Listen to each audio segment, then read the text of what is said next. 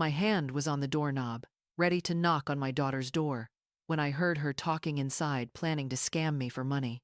But what she didn't know was that I had a secret too. One that could change everything. My name is Cynthia Harper. I'm 62 years old, living in Portland, Oregon.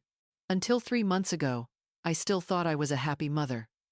I've been retired for 3 years after more than 40 years working as a seamstress in a small downtown shop. Now I can finally enjoy the fruits of my labor. A modest apartment in the Hawthorne district. Not fancy, but mine. Every item, every curtain, every little corner was chosen and paid for with my own hard work. My daughter, Melissa, 36, has always been the center of my life. I raised her alone since she was 6 years old, after my ex-husband Richard walked out, saying that fatherhood wasn't for him. I never regretted staying, no matter how lonely or how tight the money got. Melissa was my everything, and I always made sure she knew it. When Melissa married Daniel 7 years ago, I was overjoyed. My daughter finally had a good man to care for her when I couldn't. Daniel worked as a computer technician, polite, hardworking, and, or so I believed, honest. They lived in a rented apartment in Beaverton, and I knew they were struggling financially. So when I retired, I decided to use part of my pension to help them out each month. Not much, just about $250, but for me, it meant peace of mind. So you can worry less, I always told her. Beyond that, whenever they needed help, I was there. When the car broke down, I paid for the repairs. When Melissa needed new work clothes, I covered it. When Daniel lost his job for a few months, I even paid their rent. I never said no, never asked questions. To me, money only mattered when used to help someone you love. That Tuesday afternoon, I went to Melissa's place to bring her an cost, extra $100, because she'd called Sunday saying she needed medicine for a urinary infection. "Mom, you know how expensive those prescriptions are," she'd said in that sweet voice I'd known my whole life. I told her I'd stop by on Wednesday. When I arrived at her building, the security guard greeted me warmly. "Good afternoon, Mrs. Harper. Visiting Melissa again?" I smiled and took the elevator to the fourth-floor apartment, 402, a door I'd knocked on countless times. But as I raised my hand to knock, I heard voices from inside Melissa's and Daniel's, serious and low. I hesitated. Then I heard my name. Instinct made me freeze and press my ear to the door. "Daniel, you don't get it. My mom's a gold mine. Over the past 2 years, I've gotten more than $6,000 from her, and she has no clue." Melissa's voice was cold, calculating, nothing like the gentle daughter I thought I knew.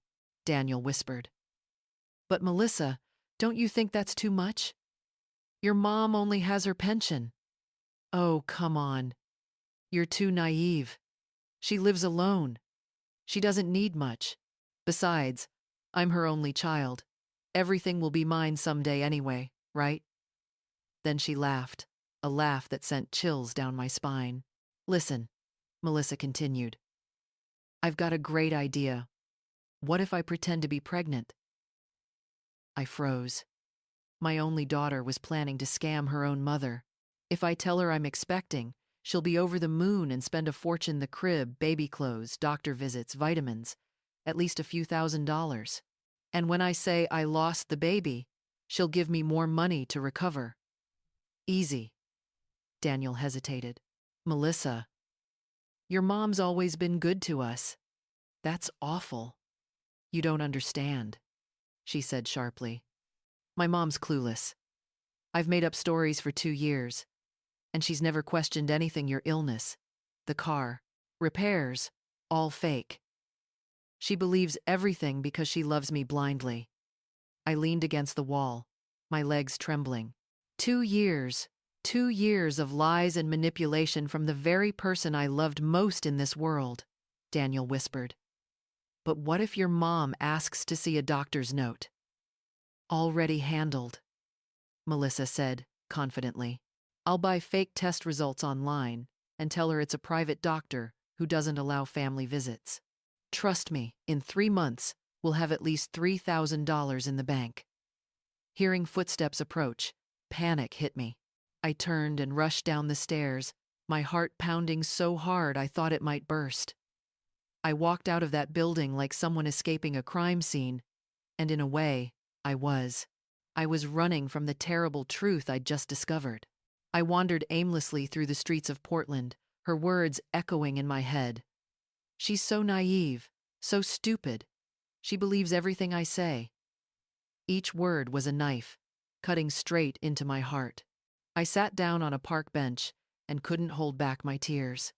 Not from sadness, but from the deep sting of betrayal, being used, and being looked down on. How could the daughter I'd sacrificed my entire life to raise, protect, and love speak about her own mother that way? Right there on that bench, I made my first decision. I pulled out my phone and called the bank. "Hello, I'd like to cancel an automatic transfer." When the clerk asked which transfer I wanted to cancel, I said firmly, "All transfers to the account of Melissa Carter." Within 15 minutes, I had blocked her access to my account, canceled every automatic payment, and changed all my banking passwords. From that moment on, Melissa wouldn't take a single cent from me without my knowing exactly why. But as I sat there, my mind spun. A memory came rushing back, one I had buried for 8 years, ever since my ex-husband, Richard Harper, passed away. A memory that could change everything. Because Melissa didn't know, no one did, that I also had a secret. A secret my daughter would soon have to face. And when that day came, she'd realize that her naive mother was far smarter than she'd ever imagined. When I returned to my small apartment in Portland that afternoon, my hands were still trembling with anger and pain. I sat down in my beige armchair, the one Melissa always mocked as old-fashioned, and began to recall everything I had ever done for her. Every sacrifice I once thought was normal. Maybe I was doing it to understand how I'd ended up here. Melissa never knew that I worked until midnight at my old sewing machine, just to afford her private school tuition. When she was 8 years old, I found out she was being teased at public school for not having a dad at parent meetings. The cruel words of those children broke my heart. I decided my daughter deserved better. I found her a spot at Street Helena private school, even though the tuition was nearly half my monthly income. I started taking extra sewing jobs, making uniforms for other schools, altering dresses on weekends. Every afternoon when Melissa came home, she'd see me hunched over the sewing machine, smiling even though my back ached. "I'm working to buy you a present," I'd lie. In truth, I was just working to pay her tuition. Throughout her elementary school years, I practically lived on bread and canned soup so she could eat better. I bought her fresh fruit, organic yogurt, imported cookies, anything to keep her from feeling less than her classmates. When Melissa complained, "Mom, why don't we have a car like everyone else?" I smiled and said, "Because we're different, sweetheart. We value what really matters." But inside, my heart ached. At 15, Melissa wanted to take English classes at the Portland Language Center. "Mom, all my friends go there. I'm the only one who doesn't speak fluent English." I knew the tuition was expensive, but she was right. So I sold the only ring my mother had left me to pay for the first term, then took on weekend sewing work at a formal wear shop in the mall. Melissa never knew I spent entire weekends standing, sewing gowns for wealthy women just so my daughter could learn another language. When it came time for college, Melissa said she wanted to study business administration at a private university in Seattle. "Mom, public universities are too competitive. I can't waste time.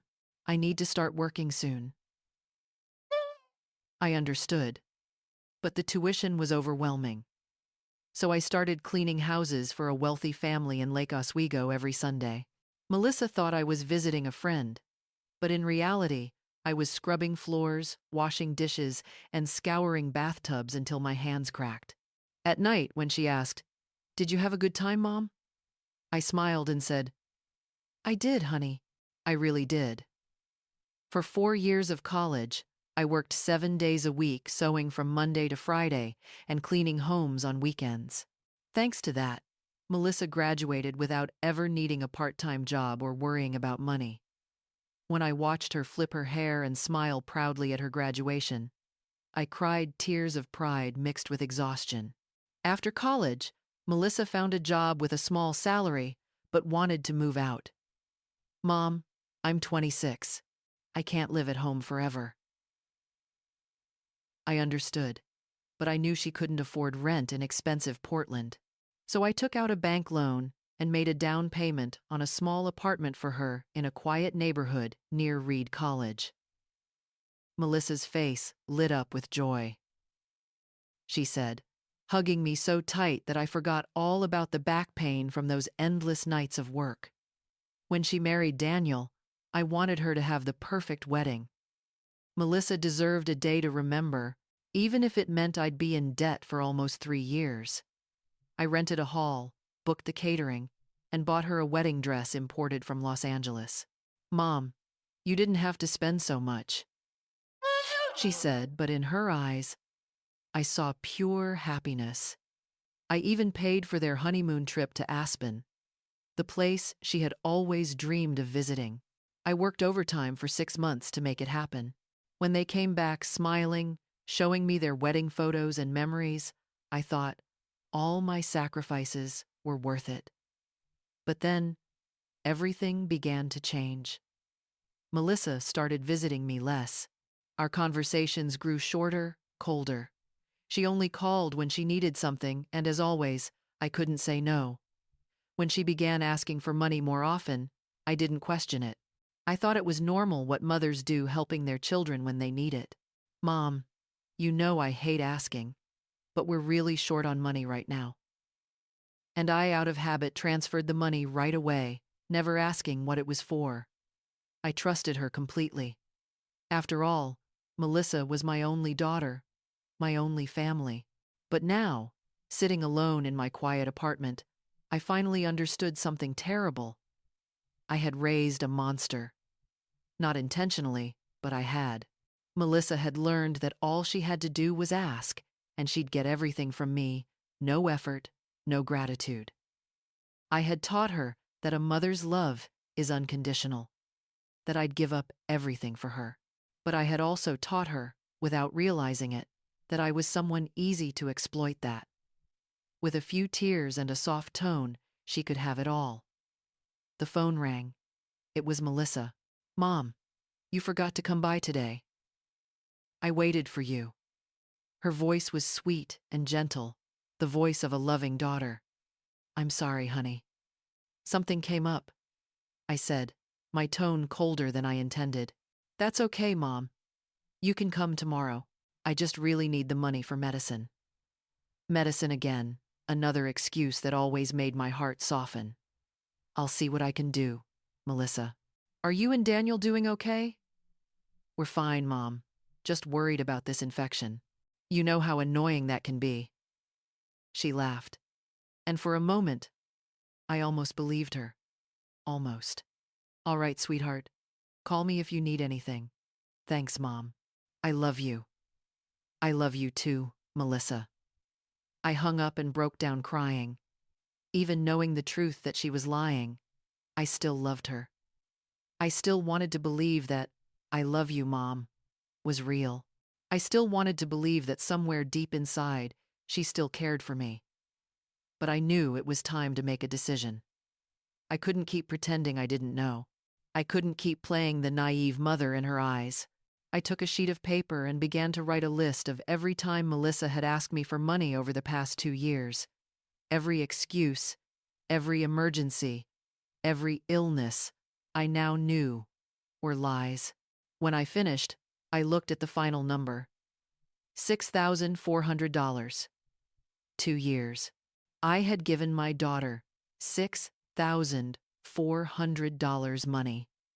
I'd saved my whole life for retirement, for medical bills, for the days I could no longer work. and she had stolen it from me with a smile and sweet words. That night, I couldn't sleep.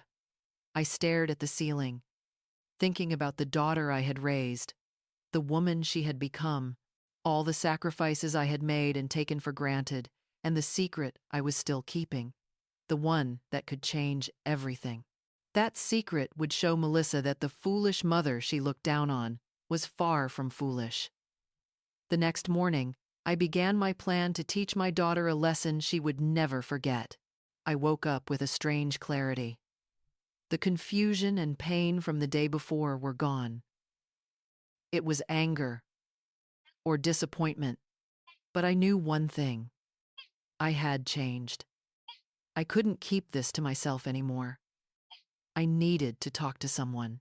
So I went downstairs to the apartment below mine, where Nancy, my neighbor and best friend for nearly 30 years, lived ever since I first moved into this building in Portland, Oregon. Nancy was the kind of woman who was blunt, wise, and unafraid to tell the truth even when it hurt. "Cynthia, what's wrong? You look like you've just seen a ghost," she said, pouring coffee into 2 mugs as always. I sat down at the kitchen table and began to tell everything from the conversation I overheard to the detailed list of every money transfer to Melissa that I'd written down the night before. Nancy sat silently, occasionally nodding or frowning. "Cynthia, do you want me to be honest?" she said, setting a cup of coffee in front of me. "I've always suspected Melissa was taking advantage of you, but I never imagined she'd go this far." "Nancy, I don't know what to do. She's my daughter, my only family left. How can I face her, knowing she sees me as a fool?" My voice trembled, but this time it wasn't from sadness, it was from anger. "Cynthia," she said slowly, "you need to understand something. You didn't raise a daughter. You raised someone who learned how to drain you dry without ever giving anything back. That's not love, that's parasitic." I froze. "But I still love her, Nancy. Even after everything, I still love her." "Of course you do. You're her mother. But loving someone doesn't mean letting them walk all over you. Real love also means teaching others to respect boundaries." We talked for 2 hours. Nancy told me about other mothers she knew, women who had also been used, hurt, and manipulated by their children. Thanks to her, I realized I wasn't alone. This happened more often than people thought. "You know what you have to do. Cynthia," she said, taking my hand. "Show her you're not stupid, that you know exactly what's going on.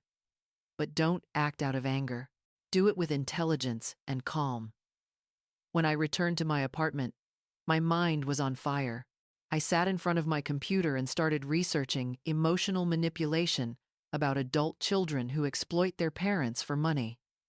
That's when I discovered an actual term for it: financial abuse. And I realized my daughter was committing that crime against her own mother. I printed out articles, underlined key parts, trying to understand why I had let this happen, why I had been blind for so long. And when I reached the final page, I remembered the secret I had kept, buried, a secret that would change everything. I walked into my bedroom and opened my closet. In the farthest corner, inside an old box, were all the papers I'd received when Richard died: the death certificate, property records, ownership documents, things I had stored away for years and never shown anyone.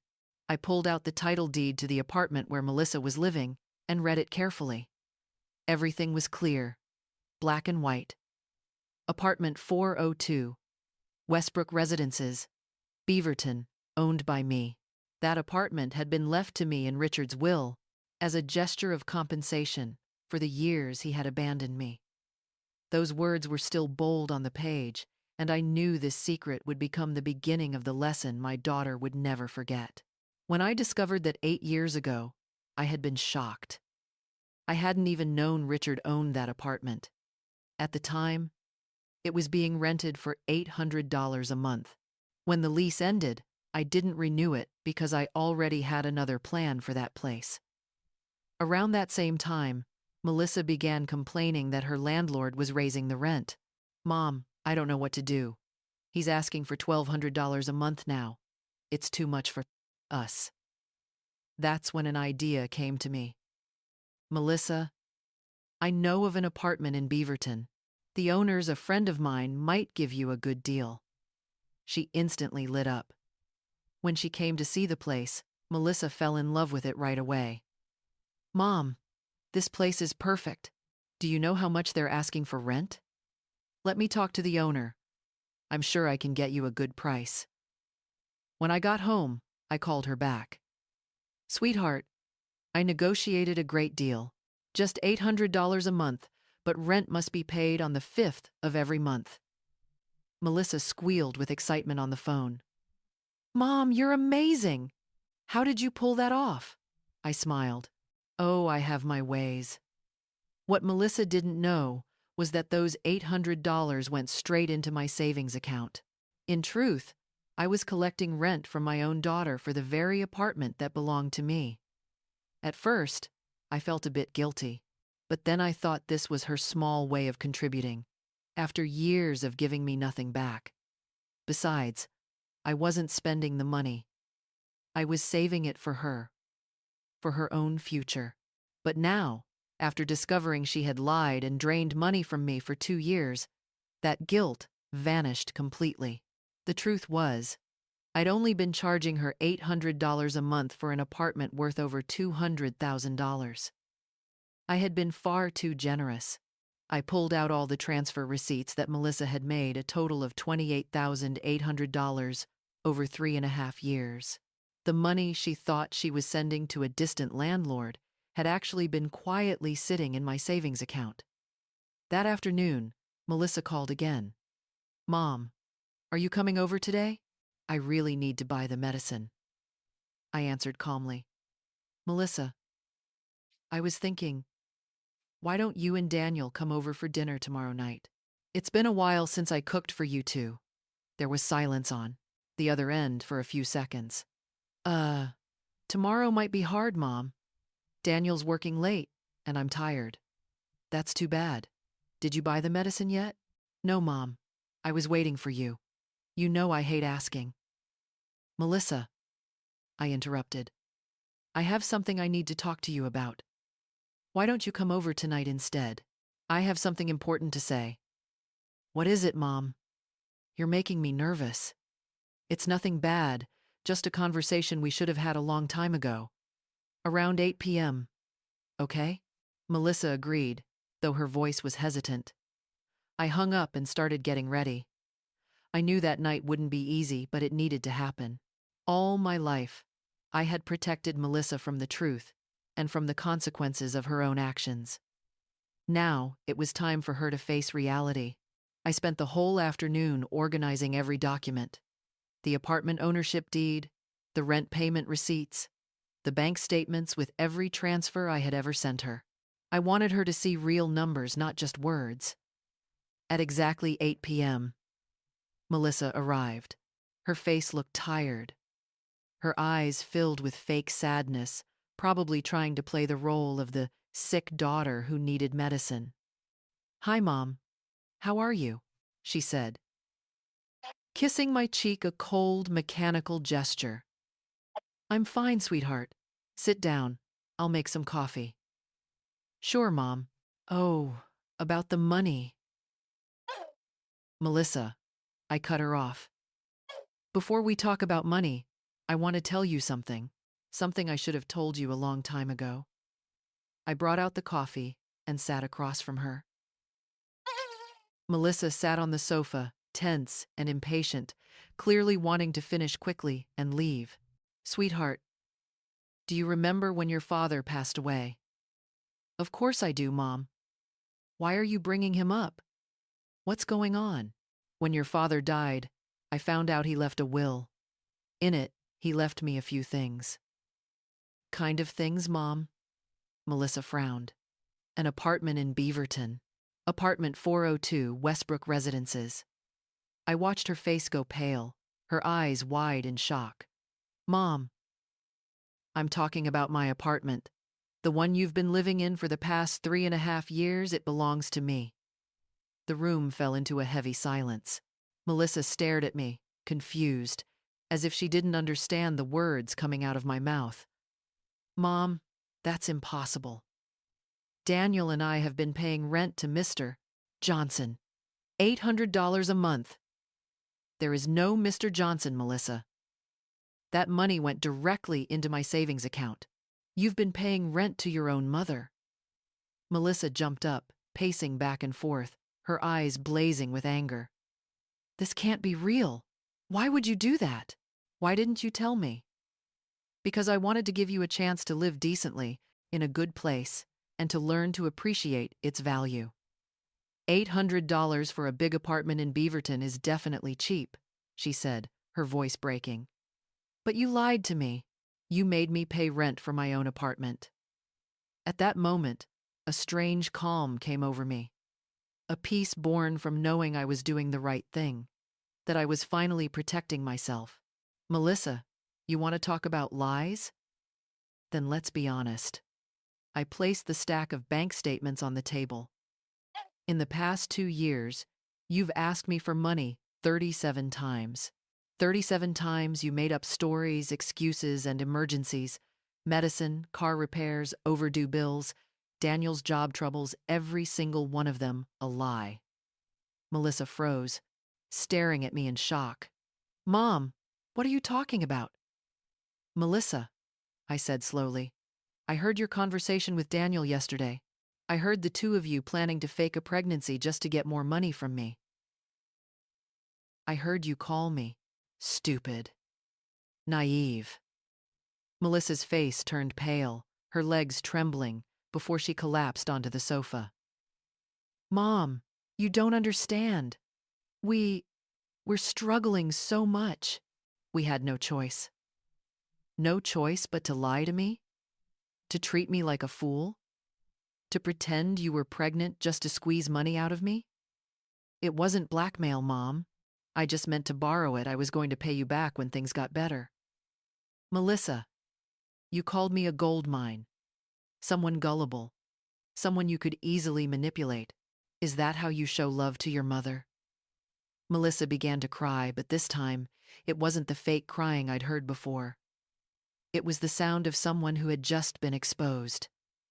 Mom, I'm sorry. I didn't mean to hurt you. I just wanted a better life. A better life? I said coldly. Then work for it. Don't expect me to fix all your problems anymore. Melissa sniffled, her voice trembling. Mom, you're not going to cut me off, are you? I'm your daughter. You can't just abandon me. I looked at my 36-year-old daughter crying like a child, and I felt both sorrow and relief. Sorrow, because the daughter I once knew was gone. Relief, because I was finally awake. Melissa, I said softly, I'll never abandon you. You'll always be my daughter, and I'll always love you. But love doesn't mean accepting lies or letting myself be used. So, what are you going to do now? Now, you're going to learn how to be an adult. You'll learn that everything in life has a price, and that your mother is not stupid. That night, for the first time in years, I slept peacefully. Not because everything was resolved, but because I had finally found my voice again. I was no longer the mother who always said, okay, who always yielded, who sacrificed without question. Now, Melissa knew that I knew everything. And soon, she would learn what that truly meant. In the days that followed, Melissa called nonstop, leaving messages, voicemails, endless apologies. But I wasn't ready to talk. I needed time. Time to think. To plan carefully. The first thing I did was find a lawyer. Henry, the son of an old client of mine, had been practicing law for a few years. After hearing my story, he spoke plainly. The apartment belongs to you, Miss Cynthia. You have all the documents to prove it. Your daughter is only living there because of your kindness, not because she owns it. He explained that I had every right to ask them to leave within 30 days. There was no official lease, only a verbal agreement meaning I had full legal authority. But then Henry made another suggestion that got me thinking. Instead of evicting them, you could draw up a real lease at market value. An apartment like that in Beaverton would go for at least $1,800 a month. I smiled. It wasn't revenge. It was justice. It was time for Melissa to face reality, no longer protected by the foolish mother she thought I was. I spent 3 days working on my plan, not acting out of emotion, but reason. Nancy helped me immensely. She listened without judgment and always gave wise advice. During that time, I discovered something else. When I went through my financial records from the past few years, I realized it wasn't just the monthly transfers to Melissa. There were countless other expenses: birthday gifts, Christmas presents, Mother's Day surprises, fancy dinners when they visited, vacations I paid for, new clothes for my daughter. I sat down and added it all up. The final number stunned me. In 5 years, I had spent more than $12,000 on Melissa and Daniel. $12,000 enough for me to live comfortably in my retirement. But what hurt more than the money was realizing that, to them, I was no longer a mother, just a source of income. Melissa had never once asked, "Mom, how are you? Do you need anything? Are you lonely?" She only showed up when she needed something. I remembered the time last year when I had high blood pressure. I called her at 7 a.m., and she said she couldn't come because she had an important meeting. It was Nancy who took me to the hospital. Then 6 months ago, I fell and broke my wrist on the stairs. Melissa didn't visit until 2 days later, saying she'd heard the news late and that her phone battery had died. But that same weekend, she posted photos on Instagram from a cheerful backyard barbecue with friends. The little details I used to overlook, things I once excused as a busy life or adult responsibilities, now carried a different meaning. Melissa simply didn't care about me beyond what she could gain from me. That was when I made a bold decision. Not just to draw up a legal rental contract, but to redefine my entire relationship with my daughter. I would set clear boundaries, firm rules, and stop being the mother who fixes everything. Instead, I would become the mother who teaches responsibility. I hired an accountant to help me reorganize my finances. It turned out that even after everything I'd spent on Melissa, my situation was still stable. My pension was enough for a decent life. My apartment was fully paid off, and I had an emergency savings fund. I also realized that if I stopped supporting Melissa, I could finally treat myself, travel, buy a few nice outfits, or invest in things that brought me joy. The idea of living for myself after decades of living for others felt both liberating and terrifying. I had lived so long as the sacrificing mother that I had forgotten who I really was. I had forgotten Cynthia. Nancy suggested I write a letter to Melissa, not to send, but to organize my thoughts.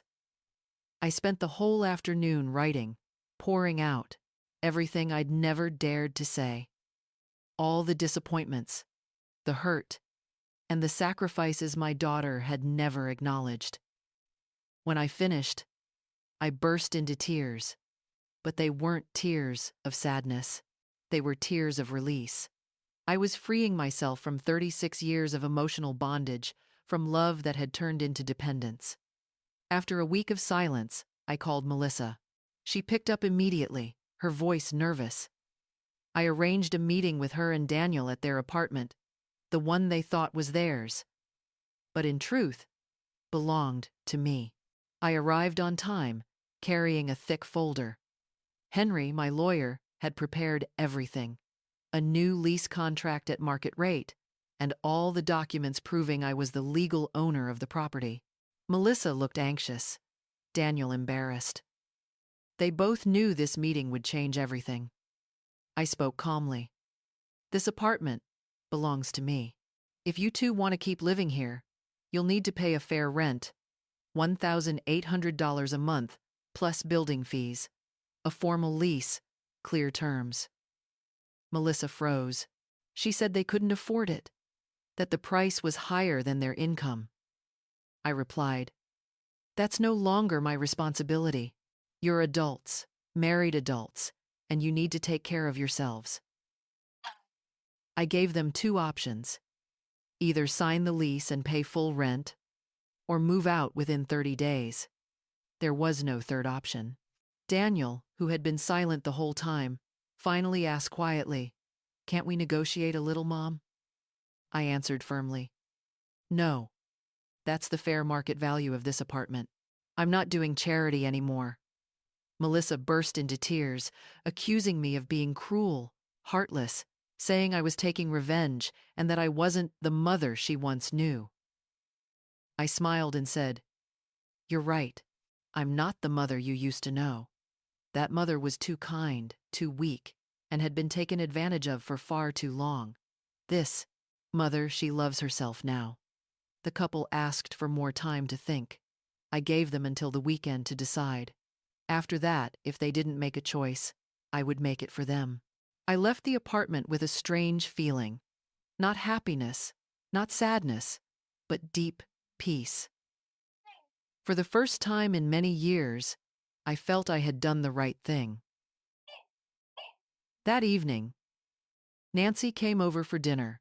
I made my special lasagna, the dish I only cook for important moments.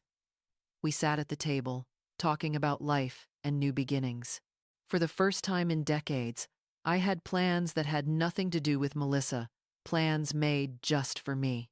I started rediscovering myself, realizing that Cynthia wasn't just a mother, but also a woman with her own dreams, desires, and worth. And I realized I liked that woman. 3 days passed, and Melissa didn't contact me. I thought she had packed up and left without saying a word until Thursday afternoon, when the phone rang. It was Daniel. His voice sounded different, more mature, more respectful. He said he wanted to meet me alone, without Melissa, to explain everything. I agreed. When Daniel arrived, he looked both embarrassed and determined. He told me he had been thinking a lot these past few days. He knew Melissa was wrong, in fact. He had always known, but he was afraid to confront her. Daniel admitted that he'd known about Melissa's lies for a long time. Right after they moved into the apartment, Melissa began making up reasons to ask for money. At first, Daniel tried to stop her, but Melissa always had a reasonable excuse. "Mom has plenty of money. Helping makes her happy. She likes feeling important." Eventually, Daniel gave in and even benefited from my money. But when Melissa suggested pretending to be pregnant, he realized things had gone too far. Daniel apologized sincerely. He said he felt guilty for letting things spiral out of control. Then he said something that truly surprised me. He wanted to sign a rental contract at market rate. He had just started a new job with a better salary and believed he could afford it. He also wanted Melissa to take responsibility, find work again, and stop depending on me. I was genuinely surprised by his maturity. I had thought Daniel was just a bystander, but it turned out he was also a victim of manipulation. Melissa had convinced him that I was an endless source of money, that helping them didn't really cost me anything. 2 days later, Melissa finally called. But this time, it wasn't the same whining tone I was used to.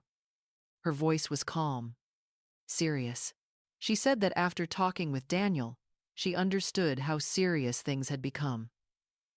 She wanted to sign the lease and find a new job to support herself.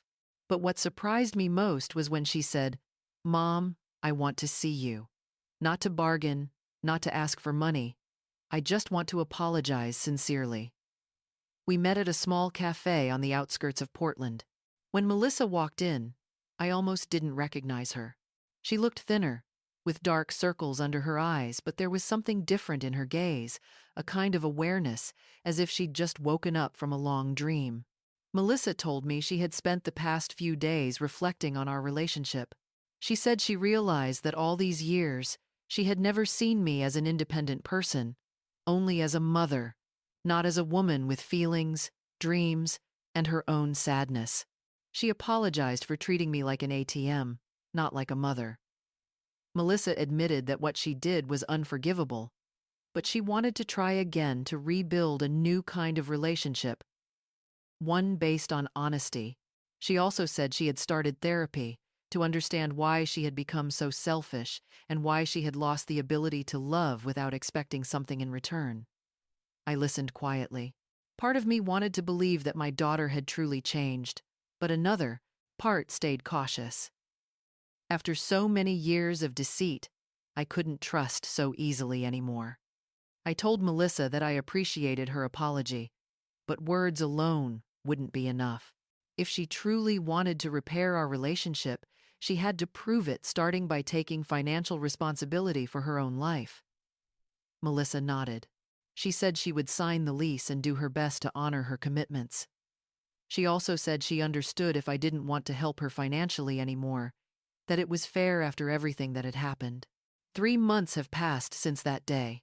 Melissa and Daniel signed the contract and have paid rent on time every month. Melissa found a better job and is working hard to become independent. Our relationship has completely changed. She doesn't call asking for money anymore. When we talk, she asks how I'm doing, tells me about her job, about future plans with Daniel. Sometimes she invites me to lunch, and she's the one who pays. I can't say I trust her completely again. The hurt is still there, and maybe it always will be. But I'm learning to rebuild something new, a relationship based on respect, not dependence. As for me, I've changed a lot too. I've started living for myself in ways I never dared before. I went to the beach with Nancy, bought a few new outfits, changed my hairstyle, and joined a senior dance class. I realized that at 62, there's still so much life left to live, that I can be happy without having to be useful to someone, that I can be loved for who I am, not just for what I give. The money I've saved since I stopped supporting Melissa is finally being used the right way.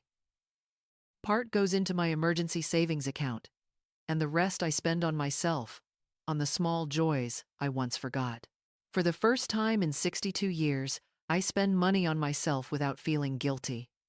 A good cup of coffee, a new dress, an afternoon walk by the ocean, simple things, but to me, they mean freedom.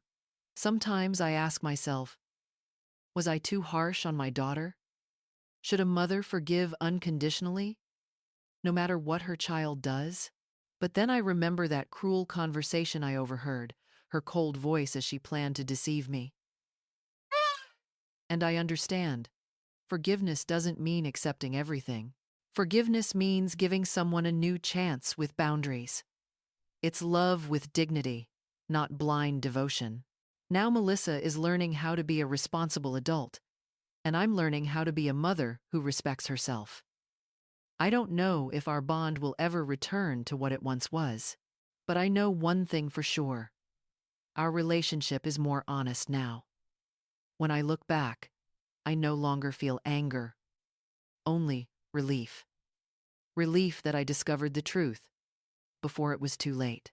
Relief that I found my own voice before becoming a bitter, exploited old woman. My story doesn't have a fairy tale ending. No tearful reunion, no dramatic regret. But it does have something more precious. Justice. Emotional justice. For a woman who gave her whole life in love and received only fragments of betrayal. Justice for a mother who once confused love with submission. Justice for a person who finally learned to value herself. And if there's one thing I've learned from all this, it's this. It's never too late to start over. It's never too late to say no. It's never too late to choose dignity over false peace. At 62, I didn't just discover that my daughter had deceived me.